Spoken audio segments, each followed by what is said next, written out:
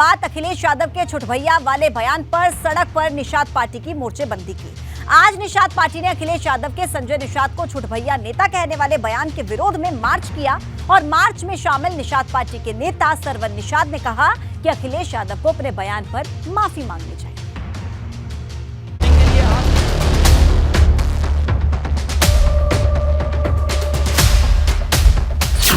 अखिलेश के छुटभैया वार ने बढ़ाई सियासी तपिश, सपा कार्यालय के बाहर विरोध मार्च।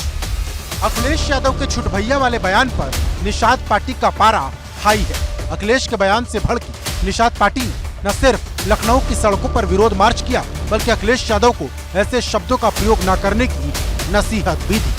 अखिलेश यादव जी इतने सम्मानित नेता हैं, उनको ये बयान नहीं देना चाहिए, क्योंकि उन्हें याद आना चाहिए 2018 में किनके वजूद पे वो आए थे, और उनके वजूद पे अगर आए थे तो उन्हें आज छुटभैया नेता कहना, इतने बड़े नेता इतनी छोटी जुबान, ये शोभा नहीं देता। शुक्रवार को अखिलेश यादव ने जातीय जनगणना के मुद्दे पर छोटी पार्टी के नेताओं को न बोलने की नसीहत दी थी और कहा था कि छुटभैया नेताओं को इस मुद्दे पर बोलने की जरूरत नहीं।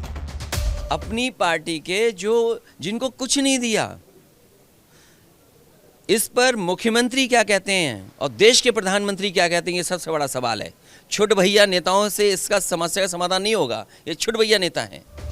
दरअसल अखिलेश यादव ने संजय निषाद, आशीष पटेल को छुटभैया नेता कहा था। हालांकि इस मुद्दे पर अपना दल एस ने सड़क पर मोर्चा नहीं खोला, लेकिन निषाद पार्टी ने सपा के खिलाफ सड़क से लड़ाई छेड़ दी।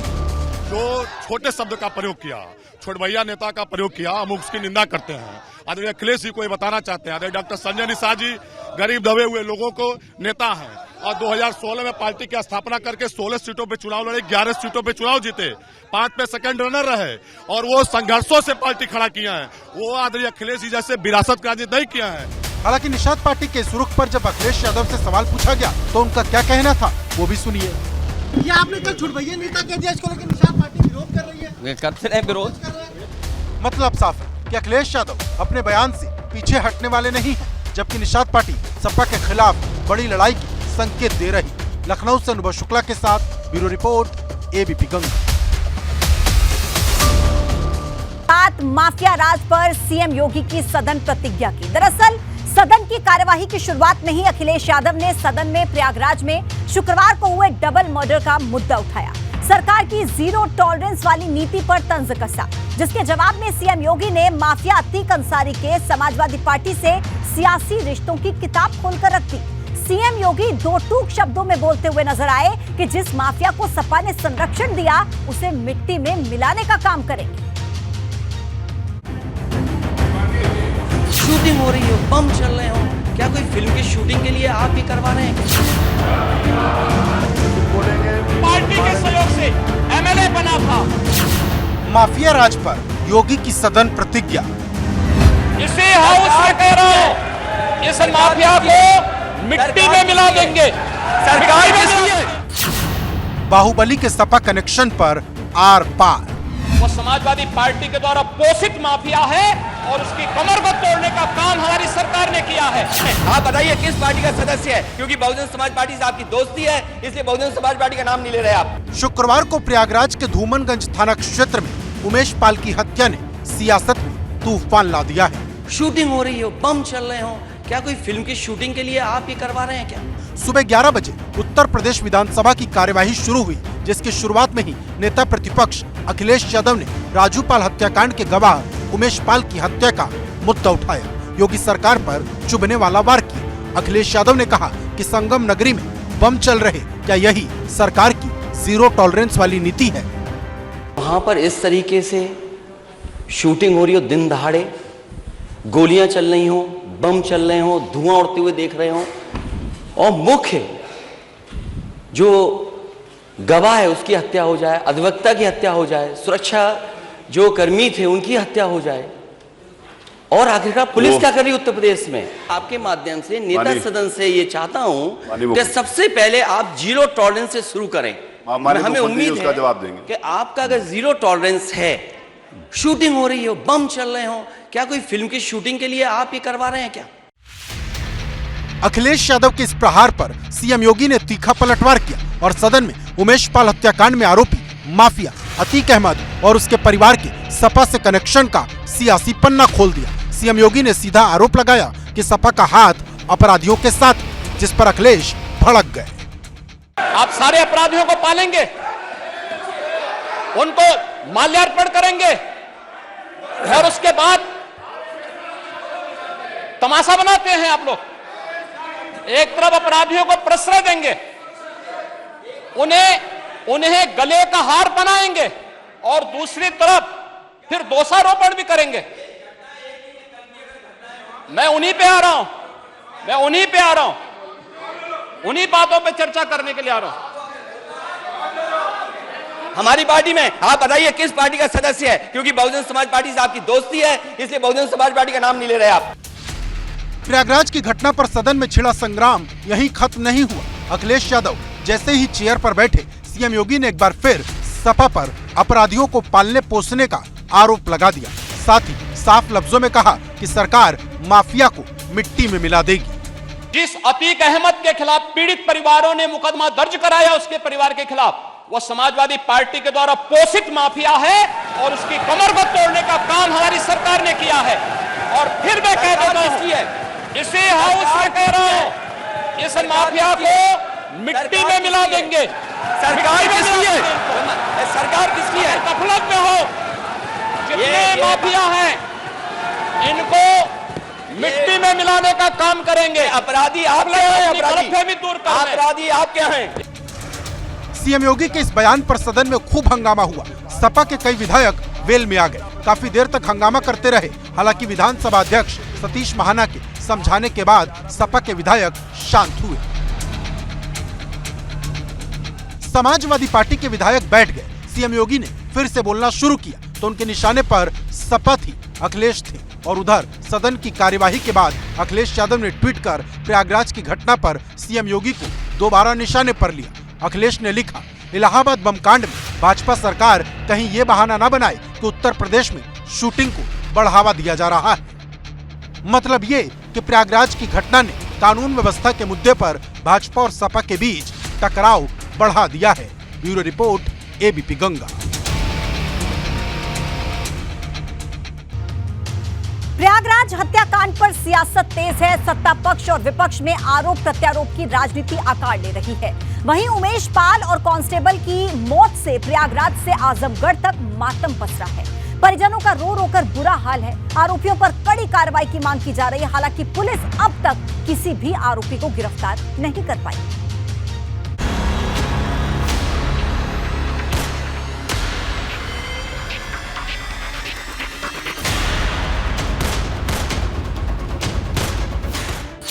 संगम नगरी में डॉन की दहशत, प्रयागराज से आजमगढ़ तक शोक की लहर। शुक्रवार को हुए उमेश पाल हत्याकांड की इन तस्वीरों को देखिए और समझिए कि वारदात को किस तरह से अंजाम दिया गया। धूमनगंज क्षेत्र में राजू पाल हत्याकांड में गवाह उमेश पाल की गाड़ी जैसे ही सड़क पर रुकी और वो बाहर आए, घात लगाए बदमाश ने पहले उन पर फायर किया। इससे पहले उमेश पाल की सुरक्षा में तैनात गनर को कुछ समझ आता, बदमाशों ने उस पर भी हमला कर दिया। इस दौरान आसपास मौजूद हमलावरों के अन्य साथियों ने भी ताबड़तोड़ फायरिंग और बमबाजी शुरू कर दी।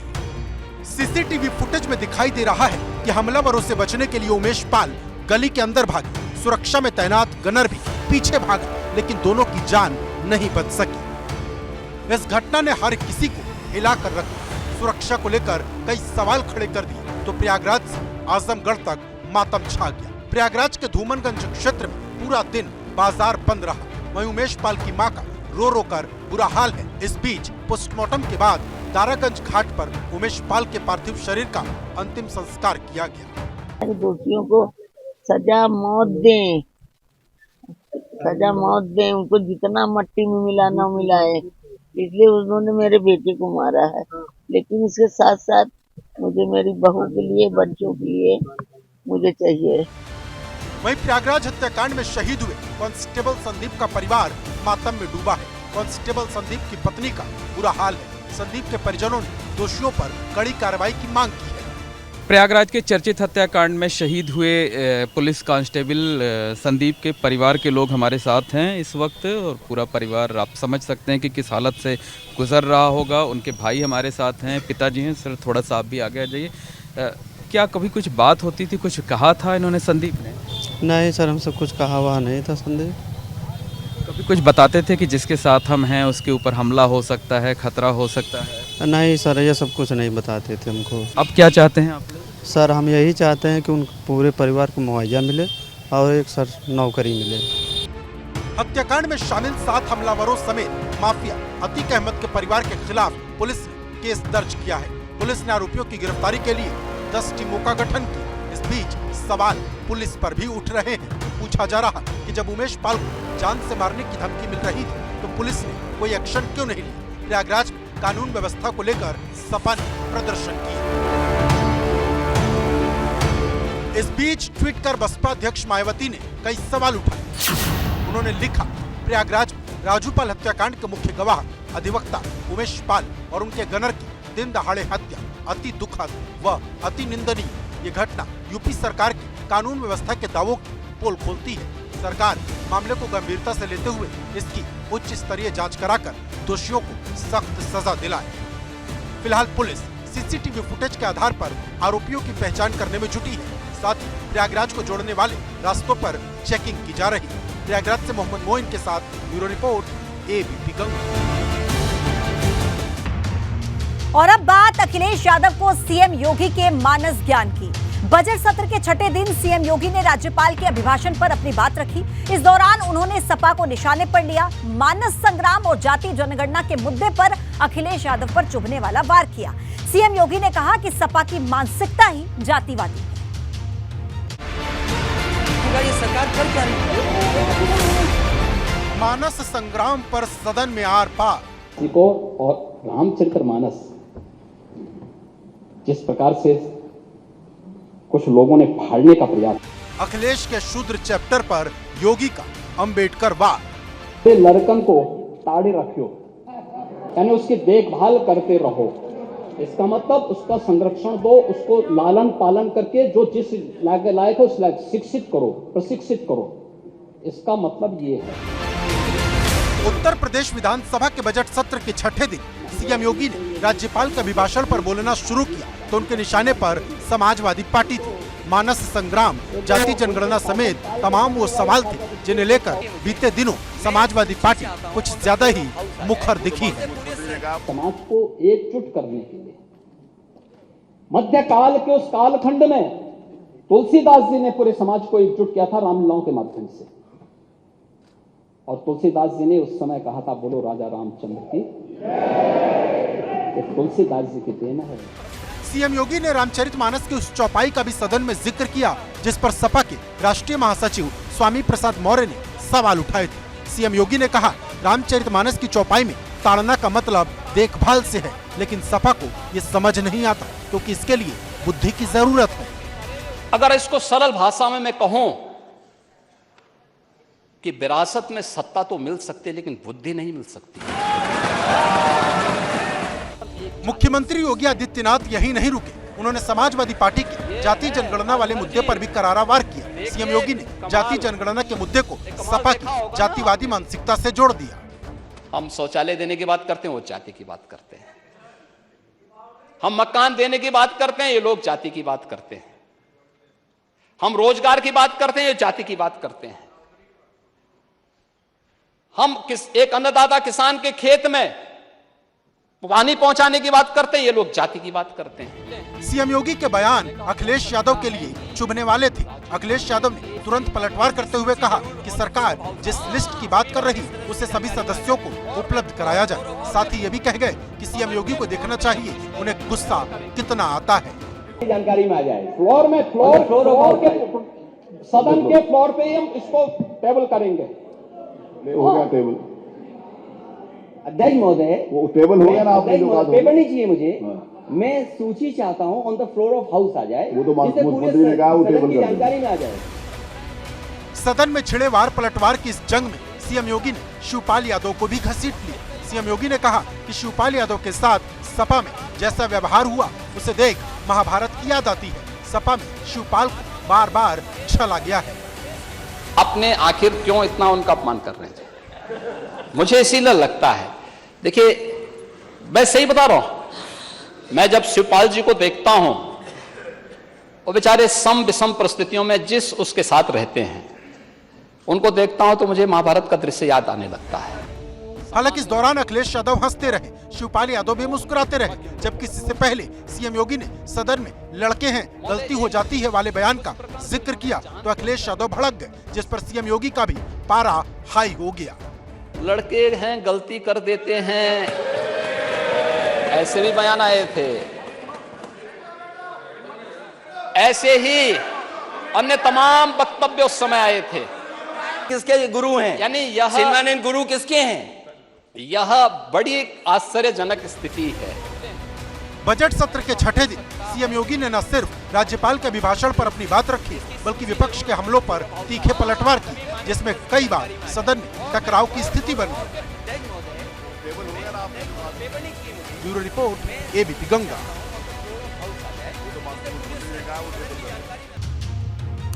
और अब बात 2024 के लोकसभा चुनाव से पहले भाजपा के परिवर्तन प्लान की। दरअसल यूपी में सभी 80 सीटों पर जीत का लक्ष्य तय कर चुकी भाजपा ने प्रदेश स्तर पर संगठन में बदलाव की तरफ कदम बढ़ा दिए हैं। जानकारी मिल रही है कि भाजपा में प्रदेश संगठन में खाली पदों को भरने के साथ ही क्षेत्रीय स्तर पर भी संगठन में बदलाव करेगी, जिसके लिए नाम केंद्रीय नेतृत्व को भेज दिए गए हैं। अब ऐसे में ये माना जा रहा है कि आने वाले 2 से 3 दिनों में नई टीम का ऐलान हो सकता है। 2024 की चुनावी पिच पर भाजपा उतारेगी नई टीम।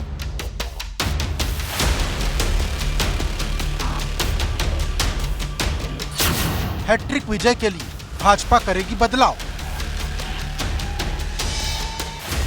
आने वाले लोकसभा चुनाव के लिए भाजपा बूथ स्तर तक तैयारी कर रही। मार्च के महीने में भाजपा का कार्यक्रम योगी सरकार के मंत्रियों को अलग अलग लोकसभा क्षेत्रों की जिम्मेदारी देने का है।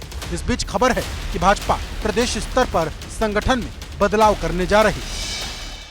2024 के लोकसभा चुनाव को लेकर बीजेपी अपनी रणनीति लगातार तैयार करने में जुटी है, लगातार मंथन हो रहा है। लेकिन एक सवाल बार बार बना हुआ है कि 2024 के लिए नई टीम कैसी होगी, कब ये बदलाव होंगे। लगातार ये सवाल सुर्खियों में है और अब कहा जा रहा है कि बहुत जल्द बीजेपी संगठन में जो बदलाव है वो सामने आ जाएंगे, यानी उसकी घोषणा हो जाएगी।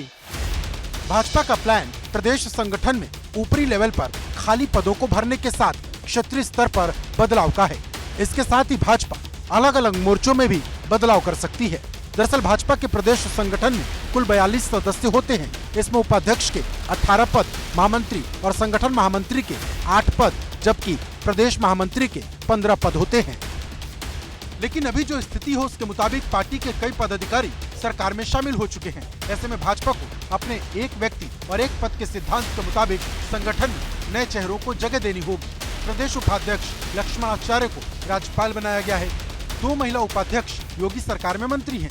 एक प्रदेश महामंत्री को सरकार में मंत्री पद दिया गया है। ऐसे में माना जा रहा कि प्रदेश उपाध्यक्ष के रूप में 8 से 9 नए चेहरों को जगह मिल सकती है। प्रदेश महामंत्री के रूप में 3 से 4 नए चेहरों को जगह दी जा सकती है, जबकि प्रदेश मंत्री के रूप में भी कई नए चेहरों को मौका मिल सकता है।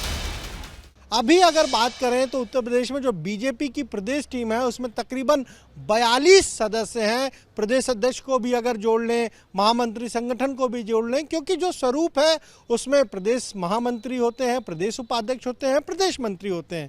इस वक्त बीजेपी की जो टीम है उसमें कुल 15 प्रदेश मंत्री हैं। इसके अलावा 18 जो है वो उपाध्यक्ष हैं। क्षेत्रीय स्तर पर 4 क्षेत्रीय अध्यक्ष और 26 जिला अध्यक्ष बदले जा सकते हैं। पहले समझिए क्षेत्रीय स्तर पर भाजपा के संगठन का स्ट्रक्चर क्या है। भाजपा ने संगठन को यूपी में 6 हिस्सों में बांटा है। अवध, काशी, गोरखपुर, ब्रज, पश्चिम और कानपुर बुंदेलखंड। माना जा रहा कि भाजपा इनमें से 4 क्षेत्रीय अध्यक्षों को बदल सकती है। इसके अलावा भाजपा फ्रंटल संगठनों में भी बदलाव कर सकती है। भाजपा युवा मोर्चा, महिला मोर्चा, पिछड़ा वर्ग मोर्चा, अल्पसंख्यक मोर्चा, किसान मोर्चा, अनुसूचित जाति मोर्चा, अनुसूचित जनजाति मोर्चा के प्रदेश अध्यक्ष बदले जा सकते हैं। बताया जा रहा है कि भाजपा ने संगठन में बदलाव को लेकर लिस्ट फाइनल कर ली है। सभी नामों को नेतृत्व को भेजा जा चुका है और 2 से 3 दिन में नई टीम का ऐलान हो सकता है। लखनऊ से अनुभव शुक्ला, एबीपी गंगा।